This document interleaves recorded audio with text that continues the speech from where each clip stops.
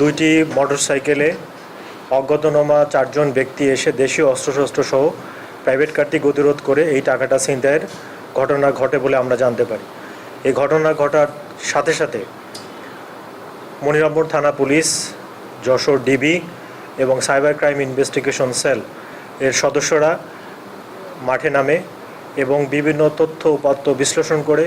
গোপন সংবাদের ভিত্তিতে পুলিশি কলাকৌশল প্রয়োগ করে যশোর জেলার বিভিন্ন জায়গায় অভিযান পরিচালনা করে গতকাল রাত আনুমানিক 3টার দিকে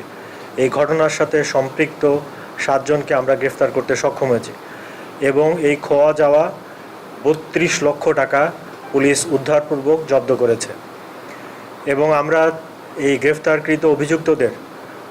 প্রাথমিক জিজ্ঞাসাবাদে আমরা জানতে পেরেছি দীর্ঘদিন ধরে এই নগদ হাউজে কর্মরত প্রাইভেট কার চালক সাজু এবং তার ভাইরা এমদাদুল এবং তার অপর সহযোগী সুজন প্রাণ সসের মাখামাখি টেস্ট নুডলসকে করে তোলে আরো ইয়ামি আরো জোস। তাজা পাকা টমেটো আর সিক্রেট রেসিপি কম্বিনেশনে প্রাণ সসের বস। এই 3 জনে মিলে এই টাকা লুট করবার জন্য তারা পরিকল্পনা করে এবং সেই পরিকল্পনার মোতাবেক ঘটনার দিনে তারা তাদের এই লুটের ঘটনাটি ঘটায় এবং পরবর্তীতে জিগোগাছার দিগদানা নামক জায়গা থেকে ঘটনার সাথে সম্পৃক্ত এমদাদ তার কাছ থেকে 16,55,000 টাকা আমরা উদ্ধারপূর্বক জব্দ করি এবং অপর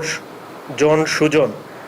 তার কাছ থেকে 15,50,000 টাকা আমরা উদ্ধারপূর্বক জব্দ করি এবং সুজন, রনি, সাগর,